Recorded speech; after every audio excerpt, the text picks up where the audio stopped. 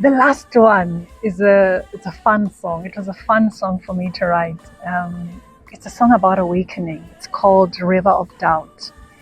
Um, as you start to see behind the veil, as you awaken spiritually, you see that the things of this earth, the things that happen structurally in society, are not truly what the reality of life is. And it's a rude awakening, because you realize that your whole life, you went through your whole life thinking that things were a certain way, only to find that as you grow and peel away the layers of your own programming, of your own illusions and delusions, you find that this was like a marketing scheme.